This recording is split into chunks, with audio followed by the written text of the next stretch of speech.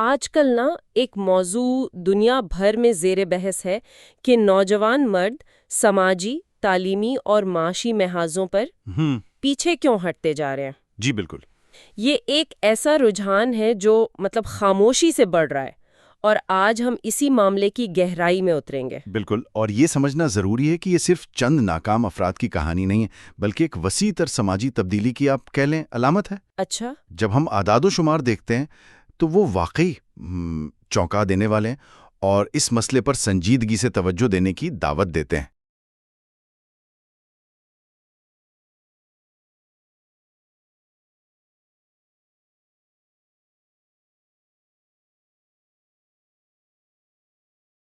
تو ہم اس ویڈیو میں جو حقائق پیش کیے گئے ہیں، ماہرین کی جو آراء ہیں اور جو ممکنہ وجوہات اور حل بتائے گئے ہیں، ان سب کا جائزہ لیں گے۔ ہمارا مقصد صرف اعداد و شمار پیش کرنا نہیں ہے، بلکہ کوشش یہ ہے کہ اس مسئلے کی جڑوں تک پہنچیں، یہ سمجھیں کہ اس کے وسیع تر اثرات کیا ہو سکتے ہیں اور جو مواد ہمارے پاس ہے اس کی روشنی میں آگے کی راہ کیا ہو سکتی ہے۔ ٹھیک ہے، تو آئیے اس کافی پیچیدہ مسئلے کو سمجھنے کی کوشش کرتے ہیں۔ ٹھیک ہے، تو سب سے پہلے مسئلہ ہے کیا، اس کی شناخت کرتے ہیں۔ ماضی میں جیسے وہ ایک کردار ہوتا تھا اپنی ماں کے گھر میں رہنے والا 30 سالہ ناکام مرد۔ ہاں، ایک سٹیریوٹائپ۔ بالکل، وہ ایک مزاحیہ کردار سمجھا جاتا تھا۔ جیسے 2000 کی دہائی کے شروع میں ایک ٹی وی شو تھا گیٹ اے لائیو۔ یاد ہے۔ اس کا کردار تھا کرس پیٹرسن۔ اس پر طنز ہوتا تھا کہ تم 30 سال کے ہو، ابھی والدین کے ساتھ رہتے ہو، گنجے ہو رہے ہو اور بے وقوف۔ تب یہ ایک عجیب بات لگتی تھی مذاق کا موضوع۔ جی بالکل، غیر معمولی سمجھا جاتا تھا۔ لیکن آج یہ مذاق نہیں رہا۔ ہاں، آج یہ ایک عام حقیقت بنتا جا رہا ہے۔ امریکہ میں دیکھیں، 18 سے 30 سال کی عمر کے 55% مرد۔ 55%؟ جی، آسٹریلیا میں بھی یہ شرح 54% ہے۔ یہ پچھلی نسلوں کے مقابلے میں بہت زیادہ ہے۔ اور یہ صرف رہنے کی بات نہیں ہے۔ نہیں، بالکل نہیں، یہ صرف رہائش تک محدود نہیں ہے۔ صحیح کہا، یہ تو صرف ایک پہلو ہے۔ تعلیمی میدان میں بھی ایک واضح فرق نظر آ رہا ہے۔ وہاں تو خواتین تیزی سے آگے بڑھ رہی ہیں۔ تعلیم کا فرق واقعی قابل غور ہے۔ آپ ہائی اسکول کی سطح پر ہی دیکھ لیں، سب سے زیادہ نمبر حاصل کرنے والے جو طلباء ہیں ان میں 2/3 لڑکیاں ہیں۔ 2/3؟ جی، اور دوسری طرف سب سے کم نمبر لانے والوں میں 2/3 لڑکے ہیں۔ یہ پچھلی چند دہائیوں کے مقابلے میں ایک بہت بڑا، آپ کہہ لیں، الٹ پھیر ہے۔ اور کالج کی سطح پر کیا صورتحال ہے؟ وہاں بھی یہی رجحان ہے۔ دنیا کے جو 20 ترقی یافتہ ممالک ہیں ان میں کالج ڈگری حاصل کرنے والی نوجوان خواتین کی شرح نوجوان مردوں کے مقابلے میں اوسطاً 13% زیادہ ہے۔ 13% زیادہ؟ ہاں، اور یہ فرق صرف امریکہ یا آسٹریلیا کا نہیں، یہ ایک عالمی رجحان بن چکا ہے۔ وال اسٹریٹ جرنل کے ایک مضمون میں اس کی ایک بڑی اچھی مثال دی گئی تھی، مورینو خاندان کی۔ جی، میں نے بھی وہ پڑھا تھا۔ ان کی اکلوتی بیٹی نے بزنس اسکول سے گریجویشن کیا، اس کی منگنی بھی ہو گئی۔ ہاں، جبکہ اس کے تینوں بالغ بھائی وہ اب بھی گھر پر اپنے بچپن والے کمروں میں ہی رہ رہے تھے۔ ان کے والد کا جو بیان تھا وہ بڑا بے بسی ظاہر کرتا تھا۔ انہوں نے کہا، کچھ تو گڑبڑ ہے، زندگی اس طرح نہیں چلتی۔ بالکل، ایک باپ کا درد تھا اس میں۔ اور اسی خاندان کا ایک بیٹا ڈینیل، اس نے اپنی حالت بتائی۔ ہاں، کیا کہا اس نے؟ اس نے کہا، میں بہت کھویا ہوا محسوس کرتا ہوں۔ ایسا نہیں کہ کوئی چیز مجھے روک رہی ہے، میں خود ہی اپنے راستے میں کھڑا ہوں۔ اس نے یہ بھی بتایا کہ کووڈ کے دوران دوستوں سے جو رابطہ ٹوٹا، اس سے اس کی زندگی میں بے مقصدیت اور بڑھ گئی۔ یہ سماجی تنہائی کا احساس، یہ تو لگتا ہے بہت عام ہوتا جا رہا ہے نا؟ جی بالکل، ڈینیل کی کہانی بہت سے نوجوانوں کی کہانی ہے۔ اعداد و شمار بھی تو یہی بتا رہے ہیں۔ 2021 میں ایک سروے ہوا، پوچھا گیا کہ آپ کے کتنے قریبی دوست ہیں۔ جی، صرف 26% مردوں نے کہا کہ ان کے 6 یا زیادہ قریبی دوست ہیں۔ صرف 26%، جبکہ 1990 میں یہ شرح 55% تھی۔ آدھے سے بھی کم۔ کتنی بڑی گراوٹ ہے۔ اور اس سے بھی زیادہ تشویشناک بات سنیں، جن مردوں نے کہا کہ ان کا کوئی قریبی دوست نہیں ہے، مطلب 0 دوست، ہاں، ان کی تعداد 1990 میں صرف 3.4% تھی، صرف 3.25%۔ اور اب 2021 میں یہ بڑھ کر 17% ہو گئی۔ 17%۔ 17% کا کوئی دوست نہیں؟ یہ تقریباً 500% اضافہ ہے۔ 500%۔ یہ سماجی تنہائی کی ایک وبا جیسی ہے۔ اور تحقیق کیا کہتی ہے؟ خواتین میں ایسا نہیں ہے؟ تحقیق یہ بتاتی ہے کہ خواتین عموماً دوستی کو نبھانے اور اسے برقرار رکھنے میں زیادہ وقت اور توانائی لگاتی ہیں. ان کے سماجی حلقے زیادہ مستحکم رہتے ہیں. تو یہ واضح ہے کہ مسئلہ حقیقی ہے اور کئی شکلوں میں نظر آ رہا ہے، رہائش میں، تعلیم میں، سماجی تعلقات میں. اب سوال یہ ہے کہ کیوں؟ اس کی وجوہات کیا ہیں؟ کیا یہ صرف معاشی دباؤ ہے یا بات اس سے زیادہ گہری ہے؟ دیکھیں، معاشی عوامل تو یقیناً ایک اہم کردار ادا کر رہے ہیں، اس میں کوئی شک نہیں. جیسے روایتی طور پر جن صنعتوں میں مردوں کا غلبہ تھا، مینوفیکچرنگ وغیرہ، وہ یا تو سکڑ رہی ہیں یا ان میں آٹومیشن بہت بڑھ گئی ہے، نوکریاں کم ہو رہی ہیں. اچھا. دوسری طرف سروس انڈسٹریز جیسے صحت، تعلیم، انتظامی امور، یہ شعبے تیزی سے بڑھ رہے ہیں، اور یہ وہ شعبے ہیں جہاں تاریخی طور پر مردوں کی نمائندگی کم رہی ہے یا انہیں ان کے لیے وہ ٹریننگ نہیں ملی. اس میں ایک دلچسپ بات یہ بھی ہے نا کہ جو شعبے پہلے مردوں کے لیے سمجھے جاتے تھے، جیسے وہاں اب خواتین کو زیادہ مواقع مل رہے ہیں، جو ویسے تو صنفی مساوات کے لحاظ سے اچھی بات ہے. ویڈیو میں وہ آئرن ورکر ایڈرین ڈارڈو کی مثال تھی. ہاں بالکل، وہ نہ صرف اس مردانہ سمجھے جانے والے شعبے میں کامیاب ہیں بلکہ انہوں نے حمل کے دوران بھی کام جاری رکھا. یہ بہت متاثر کن ہے. واقعی. تو یہ ترقی قابل تعریف ہے، لیکن اس کا ایک نتیجہ یہ بھی نکلا ہے کہ ان شعبوں میں مردوں کے لیے مقابلہ بڑھ گیا ہے. تو ایک طرف روایتی نوکریاں کم، جی، اور دوسری طرف جو ہیں ان میں مقابلہ سخت ہو گیا ہے. تو یہ جو معاشی دباؤ ہے یہ نوجوان مردوں کو ایک غیر یقینی مستقبل کی طرف دھکیل رہا ہے. معیشت کے علاوہ آپ نے تعلیمی نظام میں تبدیلیوں کا بھی ذکر کیا تھا، خاص طور پر امریکہ میں وہ ٹائٹل 9 قانون کا. اس پر تھوڑی روشنی ڈالیں گے؟ ضرور. دیکھیے، ٹائٹل 9 قانون 1970s کی دہائی میں آیا تھا. اس کا بنیادی مقصد تھا تعلیمی اداروں میں، خاص طور پر جنہیں سرکاری فنڈ ملتا ہے، جنس کے بنیاد پر امتیازی سلوک ختم کرنا. خاص طور پر کھیلوں اور داخلوں میں، ہے نا؟ جی بالکل، مساوی مواقع فراہم کرنا. اور اس کا مقصد بہت نیک تھا. اس نے خواتین کے لیے بے شمار دروازے کھولے، اس میں کوئی شک نہیں. لیکن جو ویڈیو میں تجزیہ پیش کیا گیا اس کے مطابق اس کا ایک غیر ارادی نتیجہ یہ نکلا کہ بہت سے وسائل اور توجہ لڑکیوں کی تعلیمی ضروریات پر مرکوز ہو گئیں، یہ سوچ کر کہ لڑکے تو پہلے ہی ٹھیک کر رہے ہیں یا انہیں مدد کی ضرورت نہیں. اچھا، تو لڑکوں کی ضروریات نظر انداز ہو گئیں؟ وقت کے ساتھ ساتھ ایسا لگتا ہے کہ لڑکوں کی جو مخصوص تعلیمی ضروریات تھیں وہ کہیں پس منظر میں چلی گئیں. اور پھر وہ دماغی نشوونما کا فرق والا پہلو بھی بڑا دلچسپ تھا. جی ہاں. اسکاٹ گیلوے اور رچرڈ ریوز جیسے ماہرین کا حوالہ تھا کہ لڑکوں کا دماغ، خاص طور پر وہ حصہ جو فیصلہ سازی اور جذبات کنٹرول کرتا ہے، پری فرنٹل کارٹیکس، ہاں، وہ لڑکیوں کے مقابلے میں ذرا دیر سے پختہ ہوتا ہے. جی ہاں، ان کا یہی کہنا ہے کہ جب 18 سال کی عمر میں لڑکے اور لڑکیاں کالج کے لیے اپلائی کر رہے ہوتے ہیں تو اوسطاً لڑکے کی ذہنی پختگی کا موازنہ 16 سال کی لڑکی سے کیا جا سکتا ہے. تو اس کا مطلب ہے کہ وہ تعلیمی دباؤ اور مستقبل کی منصوبہ بندی کے لیے شاید اتنے تیار نہیں ہوتے. نسبتاً کم تیار ہوتے ہیں جتنی لڑکیاں ہوتی ہیں. یہ ایک حیاتیاتی فرق ہے جسے ہمارا تعلیمی نظام شاید پوری طرح سے تسلیم نہیں کرتا یا اس کے مطابق نہیں ڈھلا ہوا. اور اس کے ساتھ ساتھ اسکولوں میں مرد اساتذہ کی کمی کا بھی ذکر تھا. یہ کتنا بڑا مسئلہ ہے؟ یہ بھی کافی اہم نکتہ ہے. خاص طور پر پرائمری اور سیکنڈری اسکولوں میں امریکہ اور کئی دوسرے مغربی ممالک میں 75 سے 80% اساتذہ خواتین ہیں. 85% تک بھی؟ جی، کچھ جگہوں پر اس سے بھی زیادہ. اور خاص طور پر انگلش جیسے مضامین میں جہاں لڑکے اکثر پہلے ہی تھوڑا جدوجہد کر رہے ہوتے ہیں، وہاں مرد اساتذہ کی تعداد اور بھی کم ہے. تو رول ماڈلز کی کمی؟ بالکل، رول ماڈلز کی یہ کمی لڑکوں کی تعلیمی کارکردگی اور اسکول سے ان کے لگاؤ پر منفی اثر ڈال سکتی ہے. ایک اور تحقیق یہ بھی بتاتی ہے کہ لڑکوں کو اسی طرح کی غلطی یا شرارت پر لڑکیوں کے مقابلے میں 2 گنا سزا ملنے کا امکان ہوتا ہے. 2 گنا؟ جی، جو شاید لاشعوری تعصب کی عکاسی کرتا ہو. یہ تو اسکول کی بات ہو گئی. گھر کے ماحول میں بھی کچھ فرق بتائے گئے تھے؟ ہاں، ہارپر کالنز کے ایک مطالعے کا حوالہ تھا. اس سے پتہ چلا کہ صرف 29% لڑکوں کو ان کے والدین روزانہ یا تقریباً روزانہ کتابیں پڑھ کر سناتے ہیں. صرف 29%؟ جی. اور لڑکیوں کو؟ لڑکیوں کے لیے یہ شرح 44% ہے. کافی فرق ہے. جی، اور خاص طور پر والد جو ہیں وہ اپنے بیٹوں کو پڑھنے کی ترغیب کم دیتے ہیں. اور اس کا اثر تو صرف پڑھنے کی صلاحیت پر نہیں پڑتا ہوگا نا؟ بالکل نہیں۔ ابتدائی عمر میں کہانیاں سننا اور پڑھنا یہ صرف زبان اور خواندگی کی بنیاد نہیں رکھتا، بلکہ یہ ہمدردی، جذبات کو سمجھنے اور سماجی رویوں کی نشو و نما کے لیے بھی بہت اہم ہے۔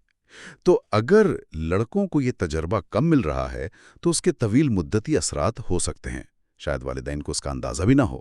معاشی اور تعلیمی وجوہات تو ہو گئیں، ان کے ساتھ ساتھ سماجی اور ثقافتی تبدیلیاں بھی بہت بڑی ہیں۔ ڈیٹنگ کا منظرنامہ مثال کے طور پر وہ تو بالکل ہی بدل گیا ہے۔ جی، اعداد و شمار تو حیران کن ہیں۔ 1970 اور 80 کی دہائی میں 40 سال کی عمر تک پہنچنے والے غیر شادی شدہ مردوں کی شرح وہ صرف چند فیصد میں تھی، سنگل ہندسوں میں۔ اور 2021 تک یہ شرح بڑھ کر 28% ہو گئی ہے۔ 28%! اتنی زیادہ؟ اس کی کیا وجوہات ہیں؟ کئی وجوہات ہیں۔ ایک طرف تو بہت سی نوجوان، تعلیم یافتہ اور معاشی طور پر خود مختار خواتین ہیں جو کہتی ہے کہ انہیں اپنی توقعات پر پورا اترنے والے اچھے مرد نہیں مل رہے۔ اچھا۔ جس کی وجہ سے وہ ڈیٹنگ سے گریزاں ہیں۔ اور دوسری طرف وہ میٹو تحریک کے اثرات کا بھی ذکر تھا۔ چارٹ محسوس کرتے ہیں۔ انہیں ڈر لگتا ہے؟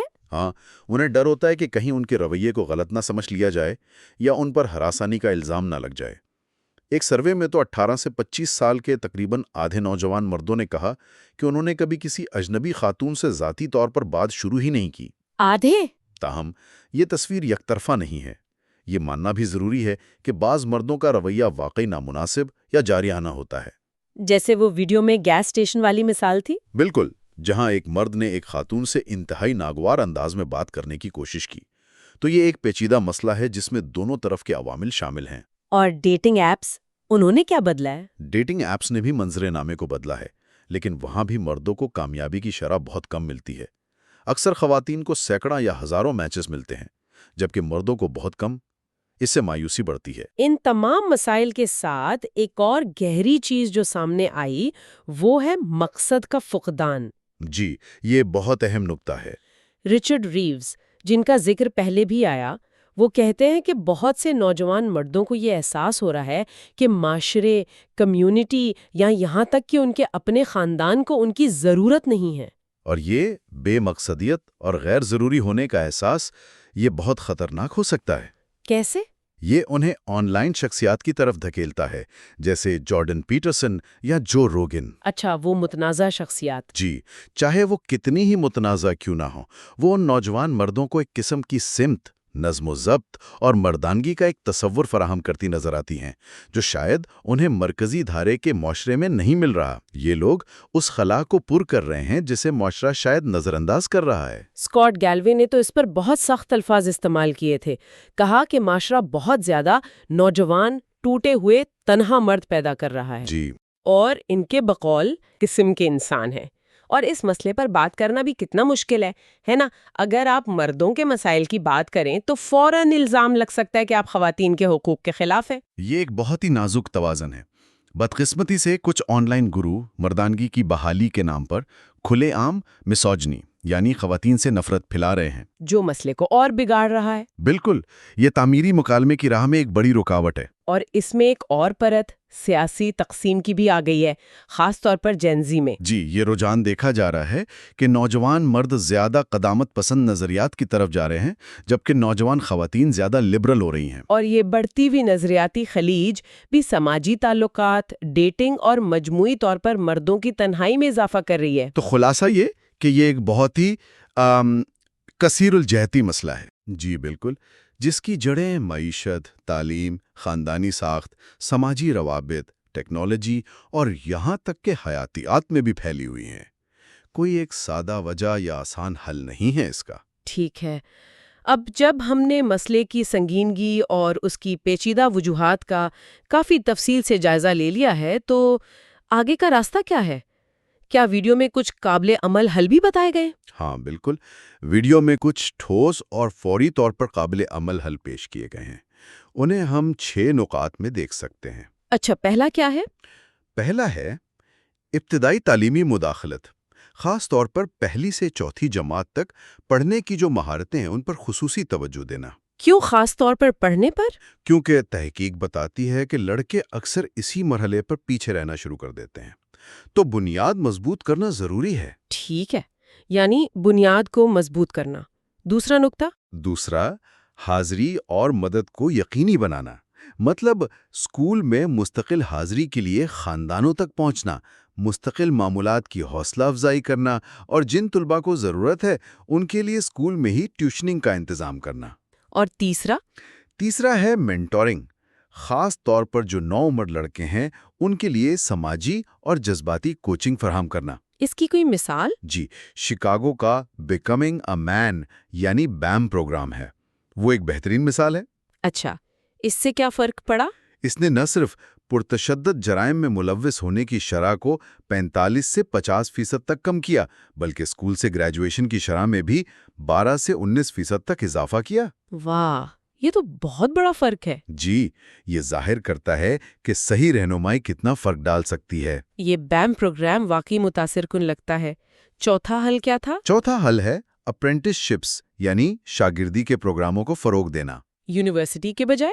ہاں، ہائی اسکول کے بعد یونیورسٹی کے بجائے اعلیٰ معیار کی اپرینٹس شپس کا ایک واضح راستہ بنانا جو نوجوانوں کو عملی مہارتیں سکھائے اور انہیں اچھی تنخواہ والی نوکریوں سے جوڑے۔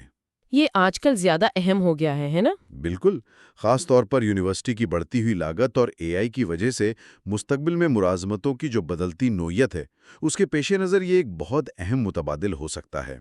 امریکہ میں ایئر اپ اور پرل اسکالرز جیسے پروگرام اس کی کامیاب مثالیں ہیں۔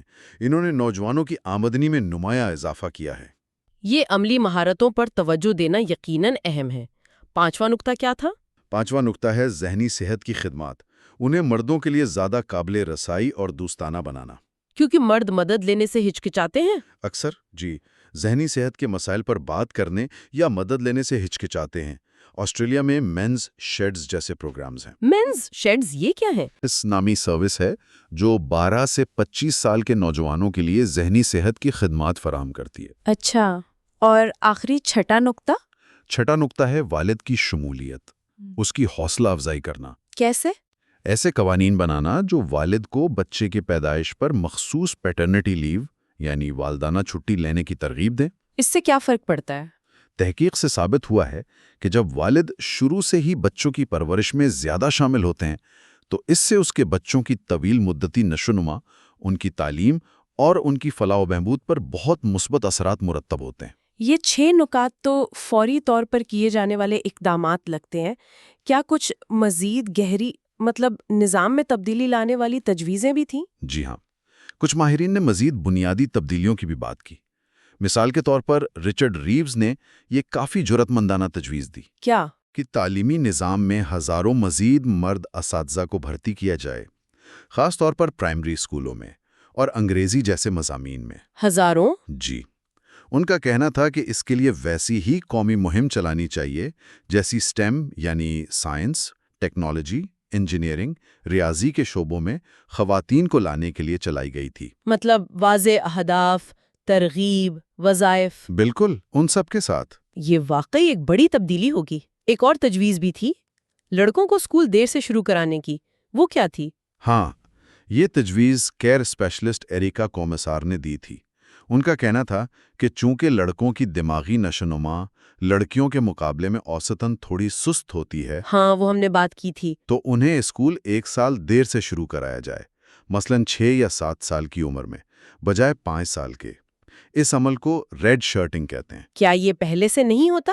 یہ امیر طبقوں میں تو پہلے سے ہی کسی حد تک رائج ہے، لیکن کومسار کا کہنا ہے کہ اس کا سب سے زیادہ فائدہ کم آمدنی والے خاندانوں کے لڑکوں کو ہوگا، جو تعلیمی نظام کے شروع میں ہی پیچھے رہ جانے کا زیادہ شکار ہوتے ہیں۔ اچھا، وہ سنگل جینڈر یعنی لڑکوں اور لڑکیوں کے لیے علیحدہ اسکولوں یا کم از کم کلاسوں کی بھی حمایت کرتی ہیں، تاکہ پڑھانے کا طریقہ ہر جنس کی ضرورت کے مطابق ہو۔ جی بالکل، تاکہ تدریسی طریقوں کو ہر جنس کی مخصوص ضروریات کے مطابق ڈھالا جا سکے۔ تو ان تمام تجویز کا بنیادی نقطہ کیا نکلتا ہے؟ بنیادی نقطہ یہ ہے کہ مسئلہ شاید لڑکوں میں اتنا نہیں ہے جتنا اس نظام میں ہے جو ان کی ضروریات کو پورا کرنے میں ناکام ہو رہا ہے۔ مساوات حاصل کرنے کی کوشش میں ہم شاید یہ بھول گئے کہ حقیقی مساوات کا مطلب یہ نہیں کہ سب کو ساتھ ایک جیسا سلوک کیا جائے، بلکہ یہ کہ سب کی جو منفرد ضروریات ہیں ان کو سمجھتے ہوئے انہیں ترقی کے مساوی مواقع فراہم کیے جائیں، یعنی سب پر برابر توجہ دی جائے۔ جی، اس کے لیے سب پر، لڑکوں اور لڑکیوں دونوں پر برابر توجہ، ہمدردی اور وسائل خرچ کرنے کی ضرورت ہے۔ تو آج کی اس تفصیلی گفتگو کا خلاصہ یہ ہے کہ نوجوان مردوں کا مختلف محاذوں پر پیچھے رہ جانا ایک انتہائی پیچیدہ اور کثیر الجہتی مسئلہ ہے۔ بالکل۔ اس کی وجوہات معاشی تبدیلیوں میں بھی ہیں، تعلیمی نظام کی کوتاہیوں میں بھی، بدلتے ہوئے سماجی اور ثقافتی ماحول میں بھی، اور یہاں تک کہ کچھ حیاتی عوامل بھی شامل ہیں۔ جی، جو اعداد و شمار اور حقیقی زندگی کی مثالیں ہم نے دیکھیں وہ صورتحال کی سنگینی کو واضح کرتی ہیں۔ بالکل، اور میرے خیال میں سب سے اہم پہلا قدم اس مسئلے کو تسلیم کرنا ہے اور اس پر کھلے دل سے بات کرنا ہے، بغیر کسی صنفی جنگ میں الجھے ایک تعمیری بات چیت کرنا ہے۔ اور حل موجود ہے۔ فراہم کردہ مواد میں بہت سے عملی اور سوچنے پر مجبور کرنے والے حل تجویز کیے گئے ہیں۔ ان پر عمل درآمد آسان نہیں ہوگا، میں مانتا ہوں، لیکن یہ ناممکن بھی نہیں۔ اور یہ صرف مردوں کا مسئلہ نہیں ہے۔ نہیں، یہ یاد رکھنا بہت ضروری ہے، یہ صرف مردوں کا مسئلہ نہیں ہے، یہ پورے معاشرے کا مسئلہ ہے، کیونکہ ایک صحت مند اور فعال معاشرہ وہ مردوں اور عورتوں دونوں کی بھرپور شرکت اور فلاح و بہبود پر ہی قائم رہ سکتا ہے۔ اور آخر میں سامعین کے لیے ایک نقطہ چھوڑ جاتے ہیں جس پر وہ خود غور کر سکتے ہیں۔ جی، اگر ہم تعلیمی اور سماجی نظام کو واقعی مکمل طور پر صنفی طور پر غیر جانبدار بنا دیں، کیا واقعی نتائج خود بخود برابر ہو جائیں گے؟ بڑا سوال ہے۔ یا کیا موجودہ فرق، جیسا کہ کچھ ماہرین کا خیال ہے، محض ماضی کی جو عدم مساوات تھی اس کا ایک رد عمل ہے جو اب دوسری انتہا کی طرف جھک گیا؟ یا پھر کیا مردوں اور عورتوں کے درمیان کچھ ایسے بنیادی فطری فرق موجود ہیں جنہیں تسلیم کر کے ہی ایک ایسا نظام بنایا جا سکتا ہے جو دونوں کو اپنی صلاحیتوں کے مطابق ترقی کرنے کے حقیقی معنوں میں مساوی مواقع فراہم کرے؟ یہ واقعی ایک بڑا سوال ہے جس پر مزید تحقیق اور بہت غور و فکر کی ضرورت ہے۔